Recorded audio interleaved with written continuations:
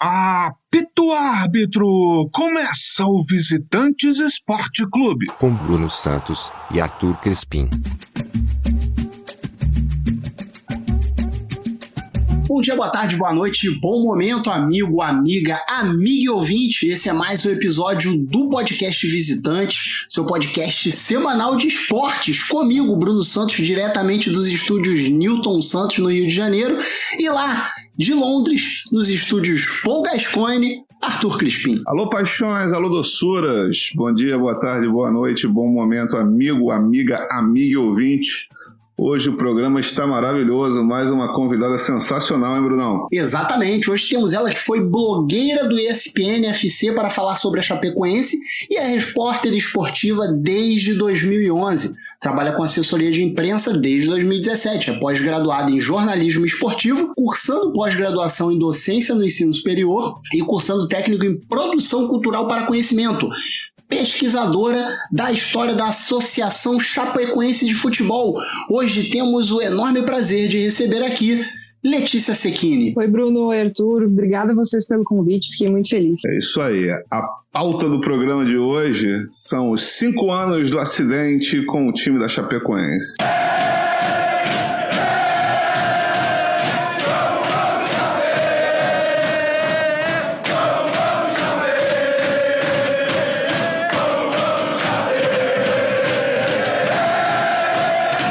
Tem mais um detalhe, Bruno, antes da gente começar, eu vou dar só um spoilerzinho. Nossa convidada, além de tudo, é diretora de documentários, mas eu não vou contar mais nada, não. Se ela quiser contar, exatamente, no final ela fala.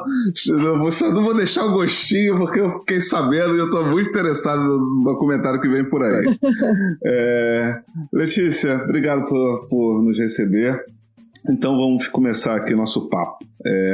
Vamos voltar até 2016, né? Aquele domingo após o jogo do Palmeiras, né? Palmeiras ganha a Chapecoense, campeão brasileiro. A Chapecoense tinha feito um jogo magistral contra São Lourenço antes, né? Aquele jogo que tem a defesa fantástica do Danilo. E eu queria te perguntar, como torcedor e como moradora da região de Chapecó, como é que estava o ambiente na região naqueles dias antes da final da Sul-Americana? Olha, você imagina uma final de Copa do Mundo, ou sabe aquela final de interclasse, que a escola inteira tá agitada e a escola inteira tá brigando e tá apostando e tá fazendo mil coisas?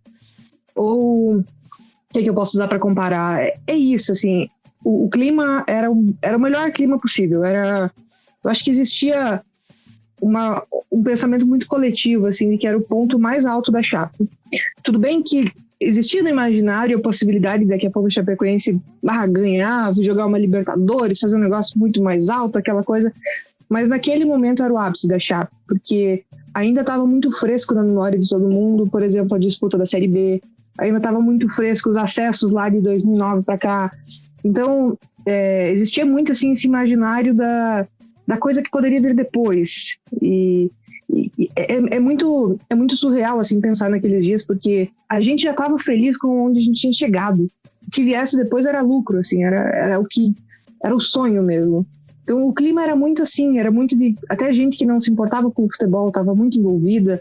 Você andava na rua, tinha bandeira do Chapecoense em todo lugar, tinha bandeira nos carros, tinha existe na avenida principal de Chapecó um banner muito grande que é da prefeitura de Chapecó, que estava com o símbolo da Chape e aí uma foto do Danilo, e assim, estava tudo muito simbólico, sabe? Tava tudo muito aquela animação, a gente contando as horas dos jogos, aquela, assim, sabe? Parece que até o jogo contra o Palmeiras, que você mencionou, parece que até a gente se emocionou junto, porque era a marca deles e a nossa ao mesmo tempo, sabe? A permanência na Série A, aquela coisa, era uma coisa muito coletiva, né? Eu falo até hoje que o Palmeiras fez parte da história da Chape e vai continuar fazendo para sempre, independente do que aconteça, muito por isso também, porque o Palmeiras veio para marcar esse momento, assim. E aí o avião desaparece e aí fica aquela coisa, não se tem notícia, ninguém sabe o que aconteceu. Como que foram essas horas seguintes à notícia do desaparecimento do avião? Eu vou te contar do meu ponto de vista, porque para mim, bem da minha vida pessoal mesmo, estava rolando também um ponto muito alto. Eu tinha acabado de apresentar meu TCC na faculdade, estava assim, pouquíssimos dias do diploma. Eu também estava naquele ponto muito alto, assim, e Aquela noite especificamente, eu tinha voltado como eu tinha na sexta-feira apresentado meu TCC, fiquei o final de semana com os meus pais, aquela coisa, descansando a cabeça, pensando, né, no diploma de fato, assim. E aí, né, na segunda-feira eu voltei pro meu apartamento e fiquei organizando a casa, sabe? Eu ia virar a noite trabalhando, porque eu ainda tava naquela virada de noite de TCC, aquela coisa. Eu ia fazer isso, assim, tomar um vinho, dar uma limpada no apartamento, dar aquela organizada nos livros, sabe, aquele fechamento de ciclo mesmo, assim. Eu tava muito nessa vibe. E aí, pra mim foi muito surreal, porque acho que foram umas 2 horas da manhã, essa altura, a minha cabeça não tem mais noção de quanto tempo passou das coisas, assim. Acho que minha cabeça apagou muita coisa também, porque que me fazia sofrer muito, né? E aí, de repente, um amigo num grupo do futebol, no WhatsApp mesmo, me mandou uma mensagem, o Leca, que é verdade do negócio do avião da Chape. Quando ele mandou isso, eu achei que ele estava se referindo àquela treta que tinha acontecido uns dias antes, de que o avião não poderia sair do Brasil, tinha acontecido todo um embrólio, né, envolvendo a Bolívia, enfim, uma série de coisas. E quando ele perguntou isso, eu falei, rolou isso mesmo, foi o que aconteceu com o avião e tal, enfim, fui falando isso. E até recordei aquela cena bem engraçada do pessoal cruzando a fronteira de Kombi, foi, né, até hoje acho que ficou essa imagem, né.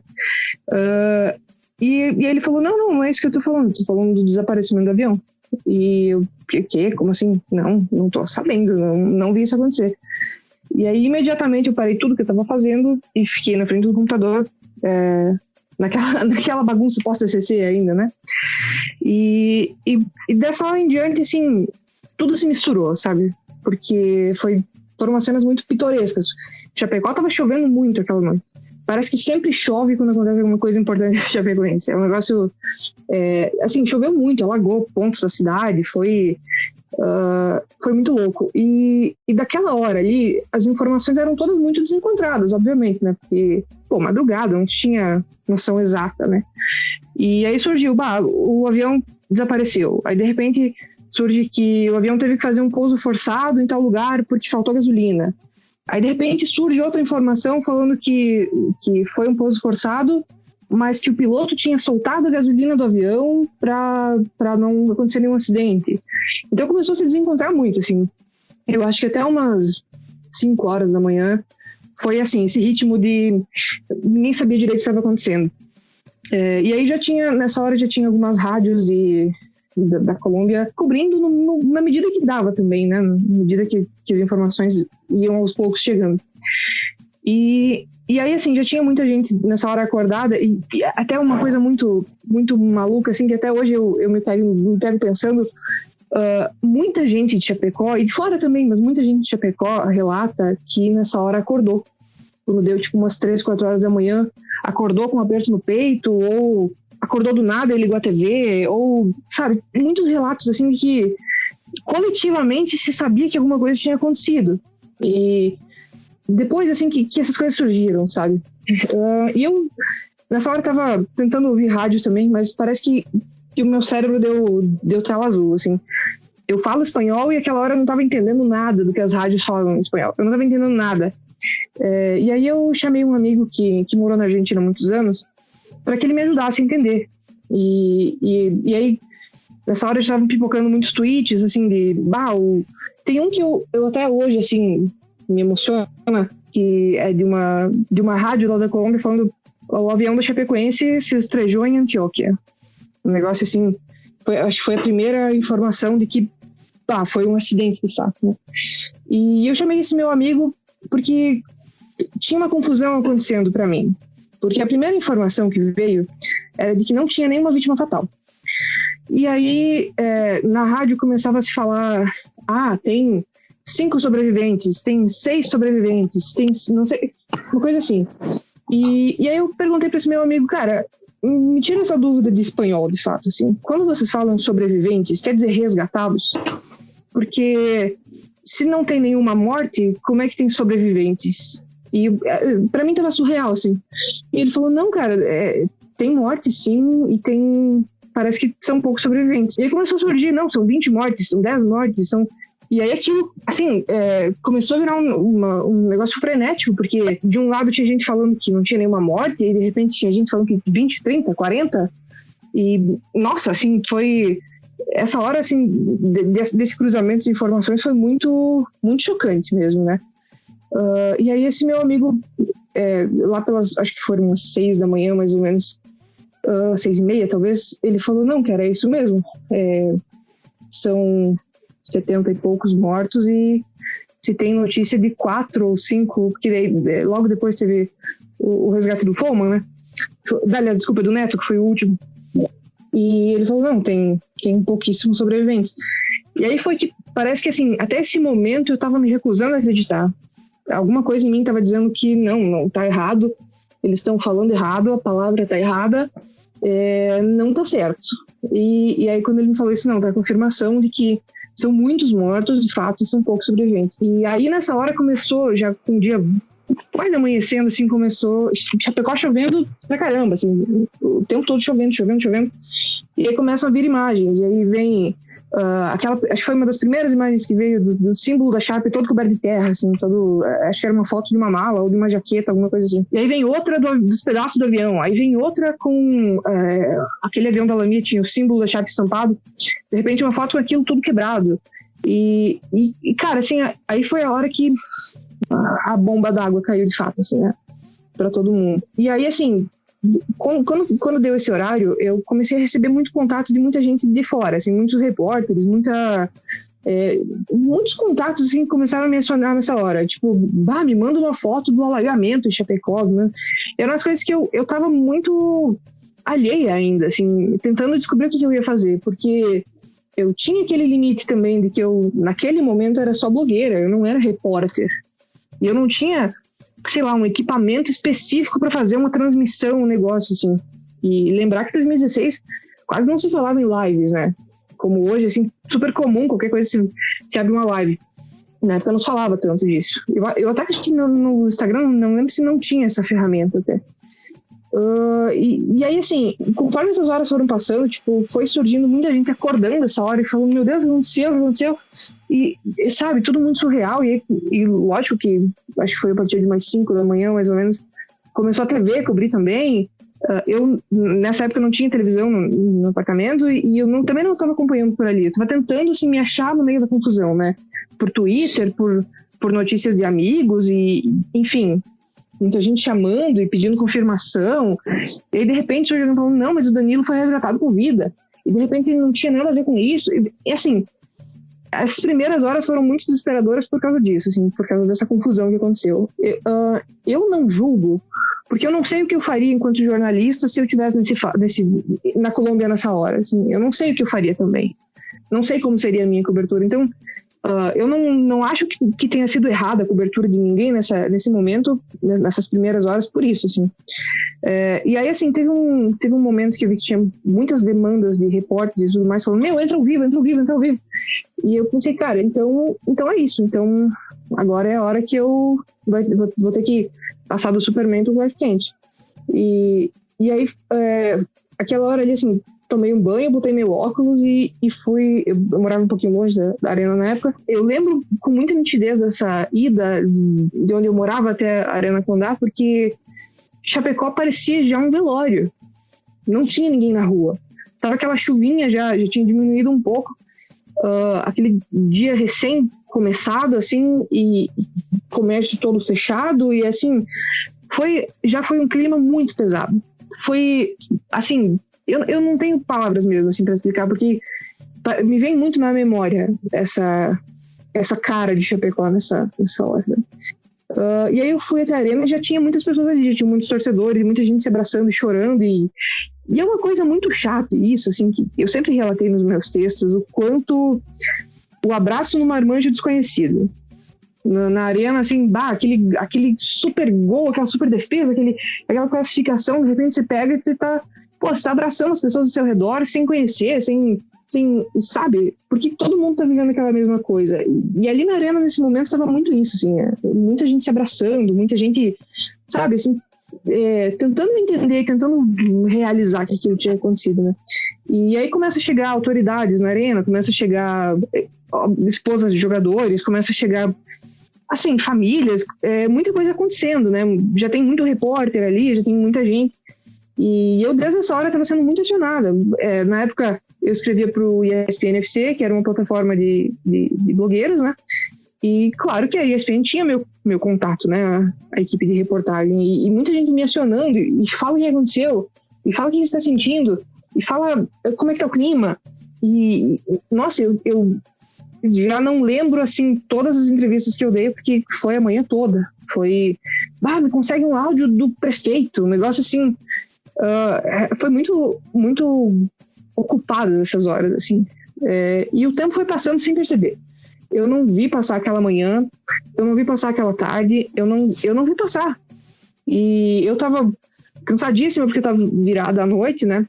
Eu tive a felicidade de contar com alguns amigos também para me dar esse suporte físico, de fato, assim, né, nessa hora. E aí as coisas foram se desenrolando dessa maneira. Foi um momento muito, muito incerto, de fato, porque não se tinha como pedir uma palavra oficial do clube nessa hora. Porque os assessores de imprensa estavam juntos no avião. Os diretores que mais tinham relação com a imprensa estavam juntos no avião. O presidente da Chape, que sempre foi uma pessoa extremamente aberta, estava junto no avião. Os principais repórteres de Chapecó estavam lá também. Então, não se tinha como exigir que a Chapecoense fizesse naquela hora alguma coisa. Teve algumas pessoas que tomaram a frente, muito bravamente, inclusive, e aí começou a se criar um ambiente de comunicação e um ambiente de notícias e tal. Inclusive, o prefeito de Chapecó, na época, Luciano Buligon, ele foi uma das principais fontes, assim, direto da Colômbia, né? Foi uma das, assim, era quem estava lá e que podia falar naquela hora. E aí as coisas foram se construindo meio que aos trancos e barrancos, mas ao mesmo tempo contando muito com a coragem e bravura das pessoas que tomaram a frente naquela hora, né?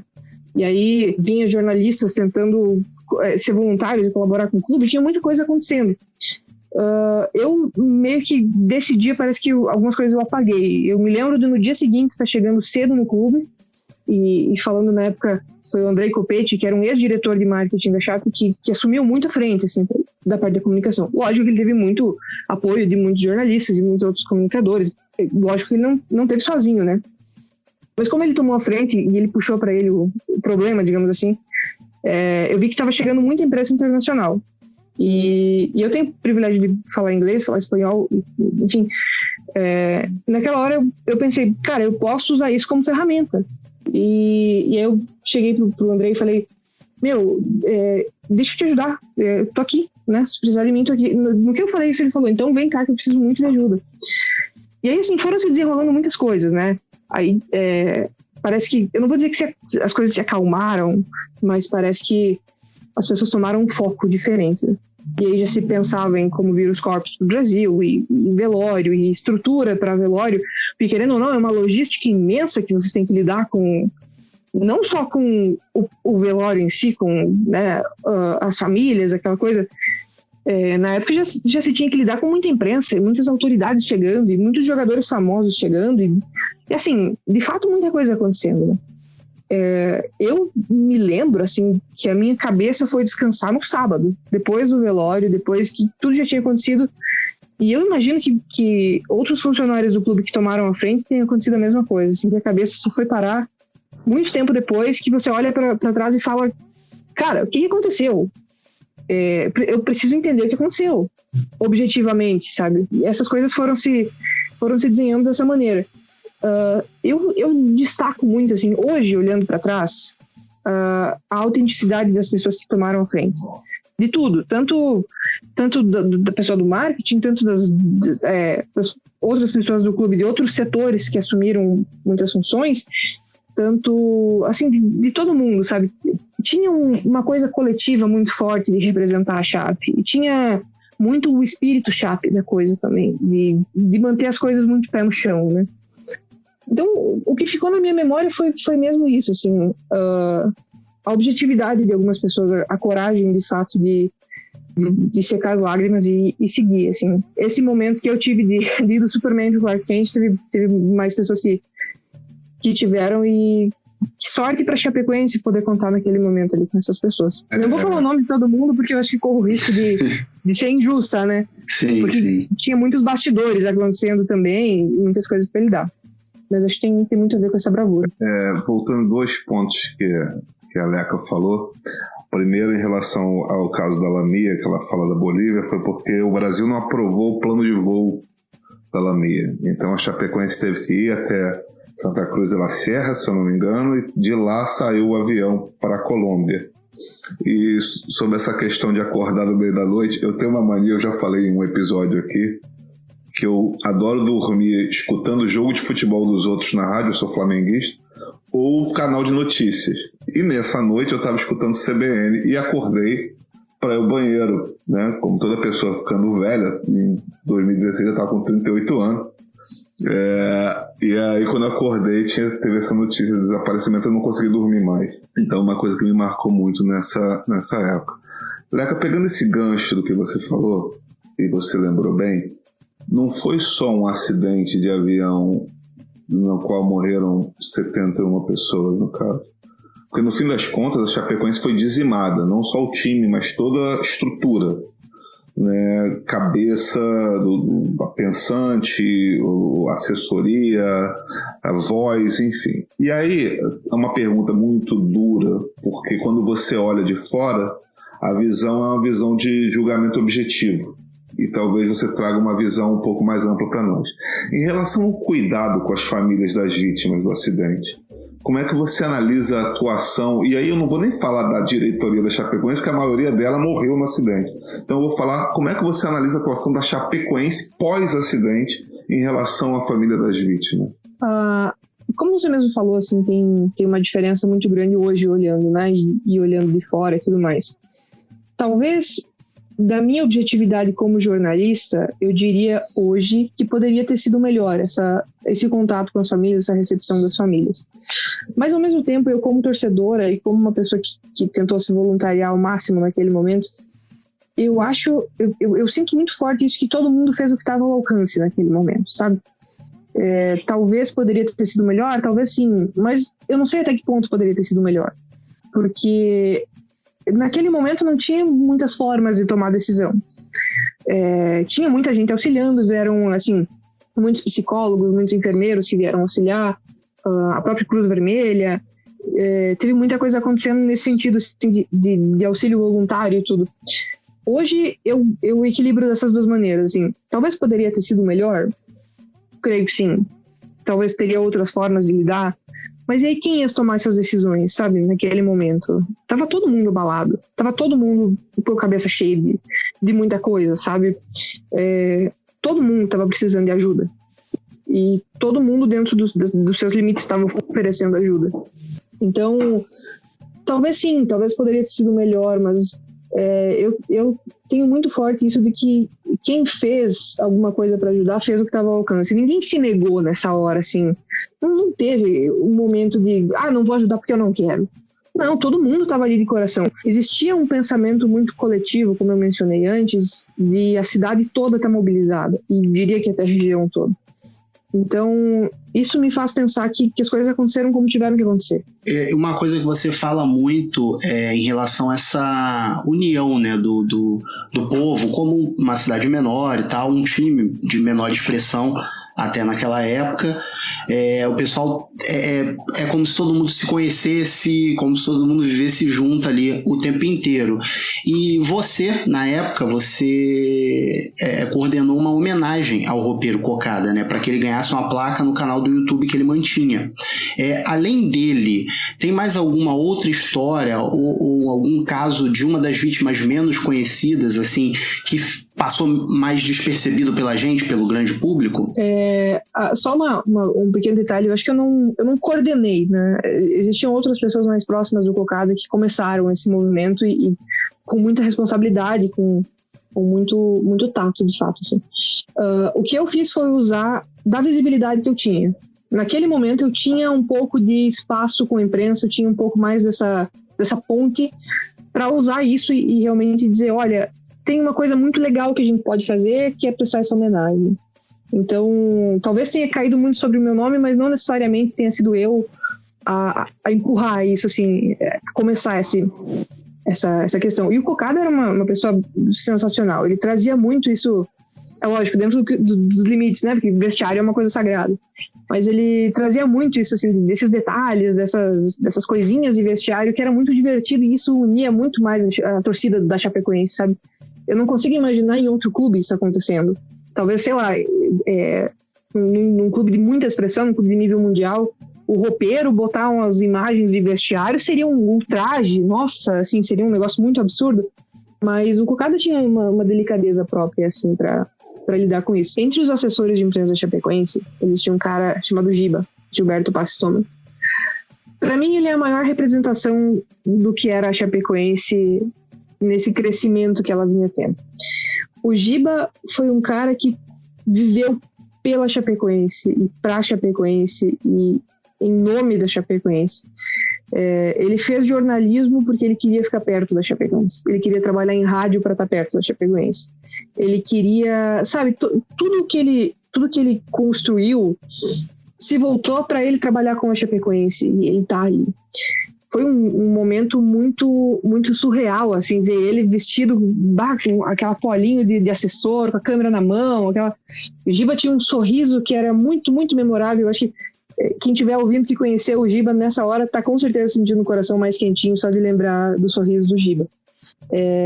Entre todas as diversas histórias que ganharam a mídia nessa época, eu senti um pouco de falta de ver a cara do Giba na imprensa, sabe? Ver aquele sorrisão dele, porque eu não lembro o ano certo em que ele foi morar em Chapecó, mas ele se apegou muito a Chapecoense. Ele é um cara que já gostava de futebol, já era muito presente na vida dele, e ele amou a Chapecoense desde o começo, e era uma coisa de outra vida, assim, a relação que ele tinha com a Chape.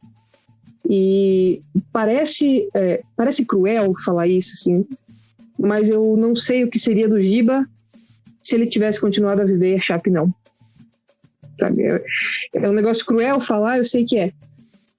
Mas parece que foi aquele final perfeito de filme, o sacrifício final dele pelo clube. Ele registrou muitos momentos, assim, super, digamos assim, íntimos do elenco da Chape. Ele aproximava muitas pessoas. Ele era um cara inconfundível ali.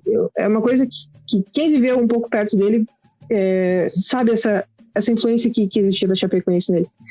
Eu acho que a coisa mais sublime que a Chapecoense teve, assim, de histórias mesmo, foi essa força tão grande que existia entre o Giba e a Chape. Quando o Giba começou a faculdade de jornalismo, ele era meu veterano, inclusive. Eu entrei um ano depois. Não tinha muita gente que falava em jornalismo esportivo na época, porque isso era 2010, 2011. A Chapecoense não era ninguém na fila do pão. A Chapecoense estava na Série C. Não existia, assim, se falar tanto em jornalismo. Existia muito cronismo esportivo em Chapecó. Claro que existia muitos repórteres de mão cheia também. Mas não se falava em profissionalizar, sabe? Não se falava, assim, aquela coisa forte da academia, do diploma, né? E o Giba veio para entrar nessa onda, para abrir esse caminho. No curso de jornalismo, inclusive. Ele foi uma das primeiras pessoas a falar, de fato, quero ser jornalista esportivo, quero ser isso, e trabalhar de fato com isso, né? Então eu acho muito sublime, assim, como as coisas convergiram. Se eu tivesse que dirigir um filme, já que o Arthur mencionou isso, seria sobre a história do Giba com a Chape, porque foi uma coisa muito única, muito... Eu não sei outras histórias de pessoas que viveram tanto para um clube quanto o Giba. Ele abriu mão de muita coisa. Ele viveu para a Chape e todas as vontades dele se encaminhavam para coisas relacionadas à Chapecoense. Então, eu tenho certeza de que onde o Giba estiver agora, ele tá dando aquela risada dele com o ombro junto e dando um sorrisão que todo mundo lembra com carinho. Antes da gente fazer umas perguntinhas do futuro, do presente e do futuro, eu vou te fazer uma última pergunta sobre o passado, mas essa para deixar o teu coração de torcedora quente. Como torcedora, se não tivesse acontecido esse acidente, onde que você acha que aquele elenco podia chegar? Quando eu digo elenco, é da presidência ao Cocada. Todo mundo, aquele grupo, você acha que chegaria aonde? Sabe, Arthur, eu acho que essa é a grande graça da vida até hoje. Pensar em onde esse time poderia ter chegado, assim. Desde depois do acidente, assim, analisando vídeos e jogos anteriores e tudo mais, a coisa mais legal é olhar para aquele time e pensar, será que a gente teria sido campeão? Ou se a gente não tivesse sido campeão, como é que seria o clima em Chapecó? Porque eu tenho certeza que se a gente fosse vice, a gente ia ser extremamente feliz com esse vice. A gente ia estar vibrando com esse vice. Se a gente fosse campeão, lógico, nem se fala, né? Seria o famoso feriado em Chapecó. Mas até pela movimentação que existia das pessoas para irem para Curitiba, né? Porque afinal seria no Couto Pereira. Cara, eu comparo com outros momentos da Chapecoense em que, por exemplo, o título de 2007 do Campeonato Catarinense, que a torcida inteira viajou para Criciúma e invadiu, e foi um negócio, assim, muito surreal. E eu consigo ver Chapecó sendo uma grande rodoviária e todo mundo indo de busão para Curitiba e todo mundo compartilhando e aquela coisa muito louca. Eu não consigo dizer, assim, acho que o título cairia muito bem para a Chapecoense e tinha time para brigar, de fato, e ser competitiva, de fato. Aquele time, se tivesse ido parar numa Libertadores, teria surpreendido e teria feito história. Até que ponto teria chegado numa Libertadores, não sei. Mas teria ido muito longe. E teria, sabe, surpreendido, de fato, assim. Pela força que tinha e pela união. Naquele momento tinha uma sinergia muito forte o time, sabe? Tava todo mundo se entendendo. Todo mundo falando a mesma língua. Portunhol era a língua falada. Mas eu acho que a grande graça da vida é pensar nesse jogo e imaginar como teria sido, sabe? Imaginar como teriam sido os gols, como teriam sido as defesas. A grande graça tá aí mesmo, sabe? Em imaginar onde e quando e como teria terminado aquele ano para nós. Eu assim, vendo de fora e tal, eu assim, uma das poucas certezas é que pelo menos nacionalmente aqui, Campeonato Brasileiro, Copa do Brasil, aquele elenco eu acho que seria tipo um time que não ia sair mais dos 8 primeiros do Brasileiro, pelo menos nos próximos anos, ia estar sempre ali em cima, Libertadores, pré-Libertadores, ia estar indo sempre, assim, com toda certeza. Eu acho que era uma equipe que estava muito entrosada, cara. Eles tinham a cidade inteira estava muito entrosada, né? Bom, aí voltemos aqui. Após o funeral, após tudo que aconteceu, começa esse processo de reconstrução da Chape, né? Obviamente com alguns altos e baixos, porque não tem como você vir do zero e já querer tá naquele mesmo nível. Em 2021, a Chape agora está voltando para a Série A do Brasileiro. E onde que ela pode chegar nesse Brasileiro? Vai brigar para se manter? Tem como dar uma brigada lá em cima? O que você vê desse elenco de hoje da Chape? A minha expectativa é pelo menos uma classificação para a Sul-Americana. Não vou ser assim, sonhadora demais em dizer, não, G4, não sei o quê. Não, mas obviamente brigar para não cair, até porque tem uma questão administrativa muito forte de que a Chapecoense precisa dessa verba, né? Dessa grana que entra e dessa visibilidade toda, porque um time na Série A movimenta muita coisa, né? E Chapecó é um dos poucos times fora de capitais, então assim, existe, não vou dizer que uma dependência financeira, mas uma simbiose financeira necessária, né? Como eu falei, eu espero que no mínimo uma Sul-Americana. Mas o que eu mais desejo da Chapecoense é que ela se mantenha competitiva. Logo depois do acidente, muita gente ficou com aquela cara de pena para a Chapecoense, né? Não, precisa da imunidade para não cair, precisa todo mundo ceder jogadores, né? Foi tudo muito bonito, assim, ver essas manifestações de verdade, de compaixão, né, pela Chape. Mas ao mesmo tempo, desde o começo, o que eu imaginava era que os times não encarassem a Chapecoense como um time coitadinho, porque a competitividade ia ser necessária para que a Chapecoense pudesse, de fato, se organizar e galgar coisas. Você imagina o comodismo que ia inevitavelmente bater, assim, tudo bem, vamos jogar de qualquer jeito, porque esse ano a gente tá imune. Eu acho que é muito grave, assim, você esperar que um time seja café com leite numa competição. Competição é competição. Dentro de campo, o ritmo é outro, a necessidade é outra. Então, o que eu sempre esperei da Chapecoense é competitividade. Não importa se tem um elenco mais top da galáxia, se tem o orçamento mais alto do mundo, ou o menor do mundo, ou um time só de amadores, não importa. O que eu espero da Chapecoense é sempre que ela seja competitiva, que ela dê calorão para o adversário, que ela, sabe, seja de fato um time que briga do começo ao final, independente de orçamento e de elenco. Então, o que eu continuo esperando da Chapecoense é isso. Chegue onde chegar, mas que não deixe a peteca cair, sabe? Que continue sendo um time motivado, não só pelo passado, mas motivado pelo próprio futuro também. Tem uma coisa muito forte assim, na história da Chape. Eu pesquiso a história da Chape já há algum tempo. Um dos meus projetos na faculdade foi um livro-reportagem sobre a história da Chape, sobre os anos 70 da Chape, e como era o clima e como é que se gerou uma Chapecoense daquele momento de Chapecó. E eu vejo isso muito forte. Assim, a Chapecoense nunca quis ser vista como um café com leite, em nenhum momento da própria história. Para dar um panorama muito rápido para vocês, Chapecó tinha vários times amadores, tinha, né, campeonato municipal, aquela coisa bem, bem local mesmo, e aí surge um movimento para provar que Chapecó tem força diante do Estado, para provar que Chapecó isso, estamos falando em anos 70, né, não é assim, não é a realidade de hoje, mas Chapecó tinha, diante do litoral e de outras regiões de Santa Catarina, tinha uma visão de que aqui era todo mundo colono, todo mundo criador de porco, aquela imagem que, lógico que a gente tem orgulho dessa origem agrícola e agropecuária, digamos assim, todo mundo tem orgulho disso, mas na época era uma coisa que não causava tanto empoderamento quanto poderia causar. Veio a Chapecoense justamente para empoderar a Chapecó diante do Estado. Veio a Chapecoense para dizer, não, peraí, a gente é gente, né? Vocês se consideram tão superiores, mas peraí, a Santa Catarina vem até o oeste. Santa Catarina não termina em Lages, entendeu? Santa Catarina tem muito mais gente, tem muito mais gente trabalhadora e tem muito mais potencial. E nos anos 70 é que Chapecó está explodindo, de fato, assim, faculdade, a cidade em si obviamente era muito pequena, começa o aeroporto se tornar um aeroporto grande de verdade e aquela coisa, assim, um movimento muito grande de Chapecó crescendo. A Chapecoense vem para provar isso também, vem para dizer, não, peraí, os nossos empresários são muito fortes, eles podem criar um time e nós temos muita responsabilidade para isso. Tanto que a Chapecoense em si, ela nunca teve um caráter de queremos ser um time amador. Não, ela teve o caráter de queremos representar Chapecó como time profissional.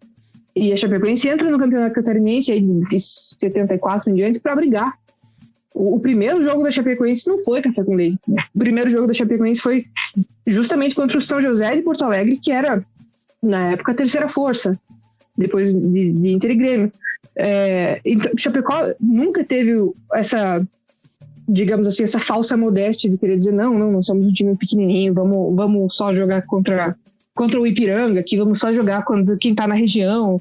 Não, nunca teve esse espírito, sabe? Sempre foi de dizer, não, a gente tem força para jogar contra times maiores. Tanto que em 77, que é o grande momento da Chapecoense despontar, assim, foi um campeonato catarinense histórico que a Chapecoense fez. Existia, inclusive, um certo receio de times como Figueirense e Avaí de virem para Chapecó, porque, nossa, lá só tem índio, lá só tem não sei o quê. Existia um preconceito forte, assim. Não adianta dizer que não, mas muita gente vai vir aqui nos comentários e dizer que isso nunca existiu, não sei o quê. Não, mas existiu, sim. E a gente não pode negar. Eu li muito jornal dos anos 70 para saber que isso existiu. Mesmo que tenha sido não intencional, sabe? Mas existia. E aí em 77 Chapecoense faz um campeonato catarinense estrondoso e chega muito longe, e é um time que briga, e é um time que é muito forte, depois vai disputar um nacional, que na época era a Taça de Prata, né, 78, aquela coisa, e Chapecó entra na história do futebol catarinense como um time brigador, de fato, sabe, um time que quer mais e quer avançar. Lógico que teve altos e baixos na história, né? Mas a Chapecoense sempre teve essa coisa de querer ser maior, querer ser grande, querer manter os pés no chão, manter as origens, mas querer chegar mais longe e levar a Chapecó mais longe. Eu tenho um grupo de amigos flamenguistas e tal, todo mundo ficou muito sensibilizado nessa época do acidente, e aí houve uma mobilização de vários times para emprestar jogadores para Chapecoense, e aí o Flamengo emprestou canteiros Aí a gente falou, pô, mas é pra ajudar os caras ou é pra prejudicar os caras? Porque o Canteiros é sacanagem você prejudicar os caras.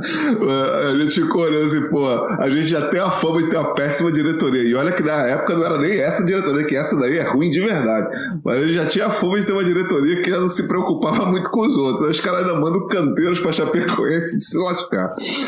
E outra coisa pra fechar, baseado nisso, é engraçado como tem o paralelo do esporte, né? Porque assim, nos anos 90, o vôlei em Chapecó é muito forte. Giovanni jogava no time da Chapecó e o frigorífico Chapecó, que eu acho que nem existe mais, patrocinava a Fórmula Indy. Era o carro do Christian Fittipaldi. Existe ainda, né? Com outro nome, né? Se reformulou muita coisa nessa época, mas digamos assim, a economia de Chapecó ainda gira em torno do frigorífico. Chapecó, inclusive, patrocinou aquela portuguesa maravilhosa dos anos 90 também, né? Era um nome forte mesmo. Exato, e aí eu lembro que sempre permeou isso, né? O esporte permeando o Oeste Catarinense. Esse papo tá maravilhoso. Para encerrar, fazer uma pergunta para você sobre fim de ciclo, né? Eu queria saber o que você achou como conhecedora da Chape, da saída do Ruschel, que foi pro Cruzeiro, e da saída do Jackson Follmann, que era embaixador da Chapecoense e hoje não está mais nos quadros da Chape. O que você achou dessas duas saídas? Claro que todo mundo gostaria que aquela família que se criou lá em 2013 ainda e foi se aumentando e se desenvolvendo em Chapecó, todo mundo queria que essa família continuasse muito unida. Muitos jogadores que passaram pela Chape nesses períodos de crescimento do Campeonato Brasileiro deixaram raízes em Chapecó e são lembrados com muito carinho. Da mesma forma como o Alan, o Follmann e o Neto sempre serão lembrados com todo o carinho do mundo, assim, por tudo que passaram pela Chape. O que eu acredito, da mesma forma como eu acho que os times não precisavam ter pena da Chapecoense, porque a competitividade era o que ia tornar a Chapecoense grande de novo, da mesma forma que eu acho isso, eu acho que tem um quê de o show tem que continuar. Existe um negócio de que é muito bom ter essas pessoas por perto, mas a gente não pode eternamente se apegar à memória do acidente enquanto tragédia. Ele tem que ser em algum momento, como eu falei, uma motivação de futuro, sabe?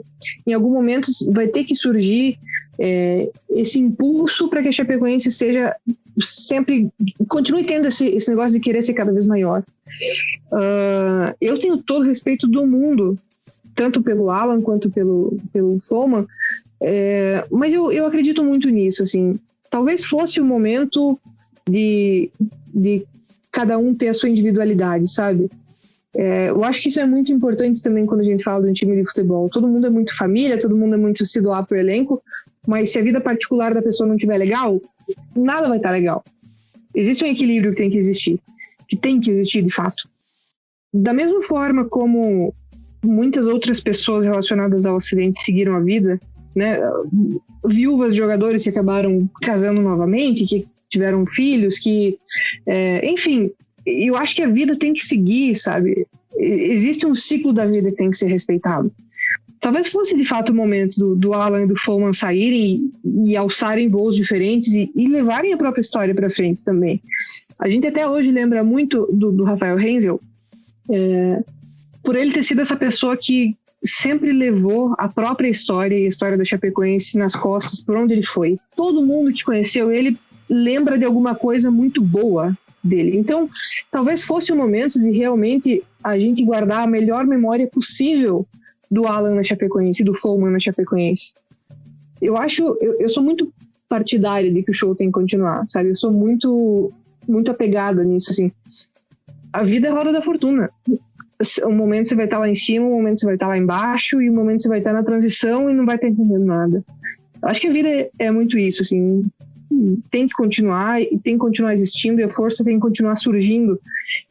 As pessoas às vezes elogiam os sobreviventes no sentido de que, nossa, você é muito corajoso, você é muito forte, mas ignoram o fato de que a força, a coragem, a bravura, tudo isso continua surgindo na vida. Ela não existe de uma forma perene desde que o cara nasce até a hora que o cara morre. Ela vai existindo e vai surgindo de uma maneira diferente, e a motivação uma hora vai ser diferente também. Eu acho que justamente se finda um ciclo, sabe? Por bem, por mal, tem que se findar. E realmente o show tem que continuar. É isso. Eu tava lembrando aqui, quando você falou em relação aos anos 70, o pessoal tinha um preconceito, todo mundo colono, agroboy, etc. E isso nos anos 70. E você falou, e acontecia mesmo. As pessoas podem falar que não. Eu não duvido nada, porque esses dias eu tava no Twitter e postaram uma foto de uma novela atual da Globo, que eu não assisto novela, mas em teoria era de um bar em Goiás. E o bar em Goiás eram as pessoas vestidas de vaqueiro, sentadas nas mesas, e 2 cavalos estacionados do lado.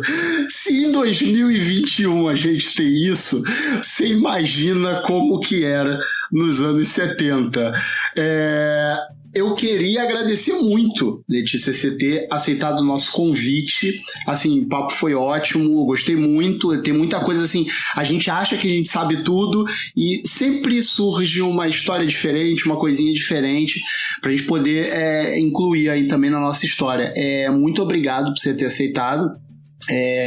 E, obviamente, você fica de sobreaviso porque a gente é abusado. Depois que a pessoa aceita a primeira vez, a gente já sabe que, olha, a gente vai pedir essa pessoa de novo no futuro, com certeza. Certamente, Letícia. Muito obrigado por aceitar nosso convite. A gente ficou muito feliz. Obrigado por dar uma visão completamente mais acurada do que a visão que a gente, como leigo, como pessoa mais afastada da própria cidade tem. E eu queria te perguntar, para você falar para os nossos ouvintes, onde a gente acha você agora, teus trabalhos como jornalista. Se você quiser falar do documentário, não estou dizendo nada, sem pressão, mas é com você. Eu vou dar só um spoiler, então, sobre esse documentário, já que ele surgiu, né? Existe um baixista de Chapecó que está indo tocar com 11 ex-membros do Black Sabbath. Então, para quem gosta de heavy metal, e para quem gosta de boa música, e para quem gosta de talentos em geral, em breve vai ter um documentário muito legal para assistir, e já tem projetos muito legais para ouvir. Você perguntou onde eu tô? Agora eu sou assessora de imprensa da Chapecoense Futsal, time que não está ligado à Chapecoense Futebol, mas leva o nome também. E tô atuando como freelancer, então também estamos aí, né? Se precisar alguma coisinha aí de Chapecó, estamos aí. Para me achar é basicamente no Instagram, né? @LeticiaSecchini, tudo junto. Não tenho Twitter. Se surgir algum fake aí, não é meu. Mas basicamente para me achar é isso, e tô super à disposição. Quero agradecer muito vocês por ter aberto esse espaço super, super franco e com um timing muito interessante também, né? Não um timing de aniversário de morte, mas um timing de falar de renascimento de fatos. Quero agradecer muito, muito, muito vocês por esse espaço e essa sensibilidade. Nada, a gente que agradece demais mesmo. A gente agradece muito. E agora é aquilo, né, Arthur? Chama aí, por favor. Chama a vinheta! Eu vou chamar o VAR, eu vou chamar o VAR. Isso é lance duvidoso, ela não quer acreditar. E é isso, voltamos aqui com a nossa Hora do VAR. Ela estava meio sumida, mas deu as caras novamente. Eu e Arthur aqui estamos para comentar coisas, ler comentários e falar coisas. E como que você participa da Hora do VAR? Porque a Hora do VAR é a hora que você, ouvinte, se teletransporta aqui para dentro do Visitante, participa com a gente. E você pode fazer isso via Twitter, @VisitanteSC ou VisitanteEC, dependendo da sua região. No Instagram, Podcast Visitante. @podcast visitante, e por e-mail podcast.visitantes@gmail.com. E hoje começaremos com um comentário de nossa queridíssima Camila Tel, que ela mandou pelo Instagram. Aí você pode fazer como ela. E ela diz aqui: oi, meu povo do Visitante, já fascinada pelas pautas vindouras, muito ligada nas redes do Visitante, tanto no Twitter quanto no Instagram. Muito obrigado, Camila. E feliz por ter essa pluralidade esportiva, eu não sei falar, gente, tão bem representada. Em poucos episódios vocês já foram de contravenção a Super Bowl, passando por Fórmula 1 e produção televisiva. É um tanto impossível não amar este podcast de cara. Agradeço mais uma vez suas belas palavras. E então eu queria deixar um pedido muito especial. Nos áureos tempos nos quais o Twitter era mato e Arthur Crispim cuidava de um grande latifúndio por lá, ele criou um termo maravilhoso para um dos campeonatos mais perfeitos do mundo, o Nordestão, ou melhor, a Lampions League. Termo esse que ficou tão famoso que foi parar na TV. Arthur, conta essa história pra gente. Aí ela manda um beijo para mim com vodka boa, muito obrigado, e um beijo para Arthur com vinho chileno. E aí, Arthur, conta essa história pra gente aí, como é que você criou um termo que hoje é totalmente difundido pela televisão, infelizmente sem os devidos créditos. Cara, primeiro um beijo pra Theo. Isso foi engraçado, eu não lembro quando foi exatamente, foi 2012, 2013. Mas eu tava assistindo um jogo da Copa do Nordeste, na época eu morava no Nordeste, morava em Recife, bebendo um vinho, provavelmente chileno, e assistindo o jogo e tal, naquelas coisas de Twitter. O Twitter era um campo que eu gostava muito, não era tão agressivo como era quando eu saí em 2016. Eu cunhei que a Copa do Nordeste era a Lampions League, fazendo trocadilho com a Champions League. E o negócio pegou fogo, né? Teve colunista famoso querendo roubar a autoria, teve gente querendo registrar o termo, mas enfim, o que importa é que ele ficou aí para a posteridade. Me orgulho muito de ter cunhado o termo. Teve uma loja em Fortaleza, loja chamada Nordwings, que fez uma camisa da Lampions League e mandou de presente. Foi o meu primeiro recebido. Na época nem existiam recebidos, mas eu ganhei um recebido. E é bacana demais, né? Hoje em dia eu não faço parte do Twitter, não estou no Twitter, mas eu acompanho o Instagram da Copa do Nordeste. E é legal saber que o termo foi difundido, foi adotado aí de forma perene. Aliás, gostaria de dizer que sobre Copa do Nordeste teremos surpresa em breve, não é não, Brunão? Exatamente. Fiquem ligadaços que teremos com certeza. Vocês não fiquem pensando que a gente só fica aqui pelo Sudeste, não. A gente vai passear esse Brasilzão todo com tudo que é esporte, podem ter certeza.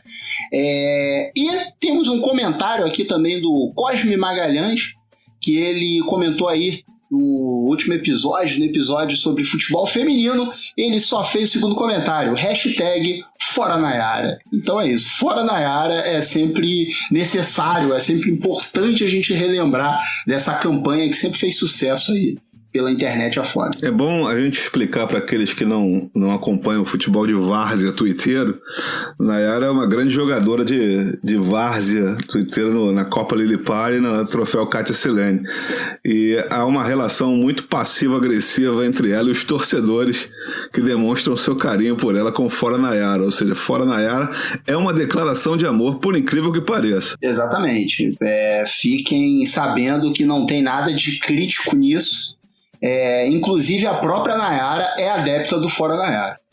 Pois é. E é isso, Arthur. Hoje a Hora do VAR foi um pouquinho curtinha e no próximo episódio estaremos de volta com a Hora do VAR também, além de mais um episódio maravilhoso, correto? Corretíssimo, espalhem a palavra e no próximo episódio a gente vai exorcizar números malditos, não é não, Brunão? Com certeza, porque aqui não tem isso, aqui não tem mito, beleza? É isso aí, aqui a gente veio para desmistificar. Beijo e até! Até! Esse podcast é uma realização da BSC Produções.